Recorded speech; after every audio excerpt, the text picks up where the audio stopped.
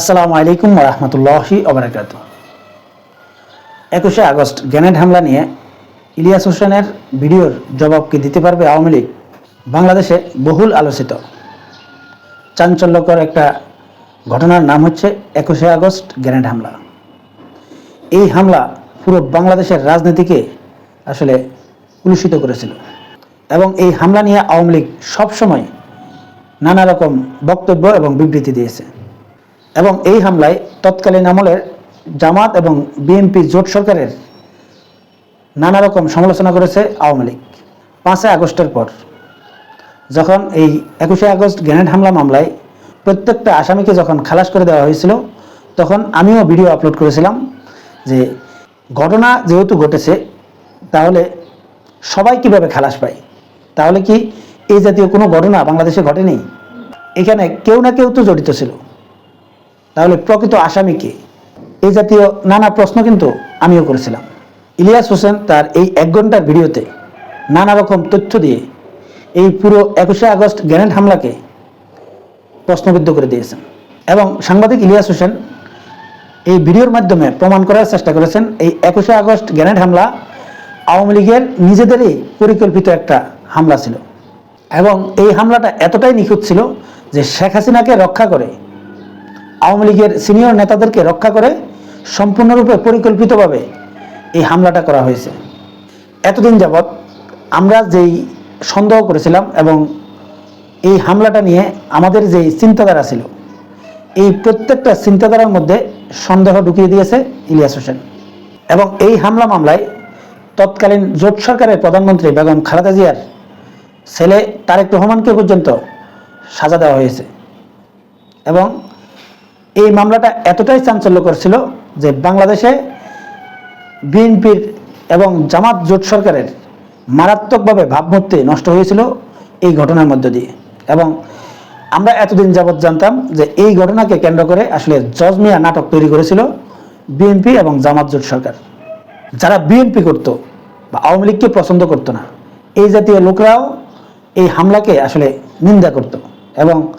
আপনারা দেখেছেন এই জজ মিয়া নাটক নিয়ে বিভিন্ন সময় বিভিন্ন লোক যারা আসলে আওয়ামী লীগ করতো না তারাও কিন্তু বিএনপির সমালোচনা করত।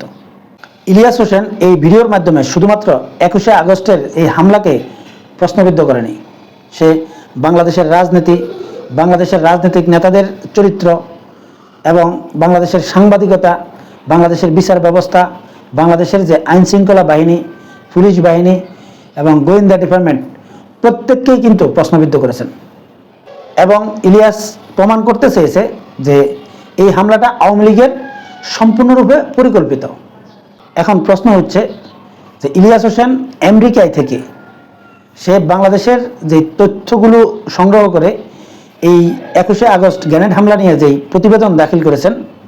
এই প্রতিবেদনের জবাব কি আসলে আওয়ামী লীগ দিতে পারবে কিনা? কারণ এই হামলার কারণে আমরা যারা আসলে সন্দেহ করতাম এতদিন যাবৎ যে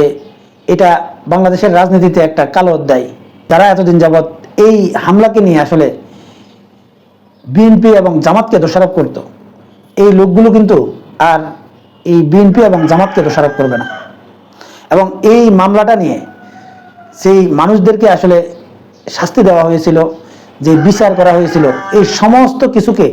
এমনভাবে প্রশ্নবিদ্ধ করেছে যদি আওয়ামী লীগের পক্ষ থেকে এর সঠিক তথ্য উপাত্ত দিয়ে যদি এর ব্যাখ্যা না করা হয়, তাহলে বাংলাদেশের মানুষ মনে করবে যে এই 21শে আগস্ট গ্রেনেড হামলাটা আসলে একটা আওয়ামী লীগের পরিকল্পিত ছিল। যেহেতু বিগত 16 বছর যাবৎ আওয়ামী লীগ ক্ষমতায় ছিল এবং এই মামলা নিয়ে তারা অবশ্যই কাজ করেছে, বিভিন্ন তথ্য সংগ্রহ করার চেষ্টা করেছে। এই যে গোয়েন্দা ডিপার্টমেন্ট সহ যত তথ্য আওয়ামী লীগের কাছে ছিল, সেই তথ্যগুলো উপস্থাপন করে ইলিয়াস হোসেনের এই ভিডিওর জবাব যদি আওয়ামী লীগ দিতে না পারে, তাহলে সত্যিকার অর্থে যারা এতদিন পর্যন্ত এই 21শে আগস্ট গ্রেনেড হামলাকে নিয়ে বিএনপি জামাত সরকারকে দায়ী করত, এই লোকগুলোর মনের মধ্যে আসলে সবসময় এই সন্দেহটা থেকেই যাবে যে এটা আওয়ামী লীগের পরিকল্পিত ছিল। আমি ব্যক্তিগতভাবে মনে করি, যেহেতু এই বিগত 16 বছর আওয়ামী লীগ ক্ষমতায় ছিল এবং এই বিচার কাজ নিয়ে অনেক কাজ করেছে এবং তারা যেই তথ্যগুলো নিয়েছে এবং যেই প্রক্রিয়ায় বিচার করেছে, যেই তথ্যের ভিত্তিতে এই বিচার কার্যগুলো করেছে, এই সবগুলো প্রমাণ নিয়ে এই সাংবাদিক ইলিয়াস হোসেনের যে ভিডিও রয়েছে, এই ভিডিওর পাল্টা জবাব কিন্তু আওয়ামী লীগের পক্ষ থেকে দেওয়া উচিত। যদি আওয়ামী লীগ তথ্যপত্র দিয়ে এই সাংবাদিক ইলিয়াসের এই ভিডিওর জবাব যদি না দিতে পারে, তাহলে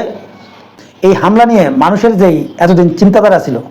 এই চিন্তাধারাটা সম্পূর্ণরূপে পাল্টে যাবে এবং বাংলাদেশের যে রাজনীতি, বাংলাদেশের বিচার ব্যবস্থা, বাংলাদেশের প্রশাসন, বাংলাদেশের সাংবাদিকতা, এই সব কিছুই কিন্তু প্রশ্নবিদ্ধ থেকে যাবে। সম্মানিত দর্শক, আপনারা কি মনে করেন, আওয়ামী লীগের পক্ষ থেকে ইলিয়াস হোসেনের এই ভিডিওর জবাব কি দেওয়া উচিত বলে মনে করেন কিনা? কমেন্টসে জানাবেন। আল্লাহ হাফেজ।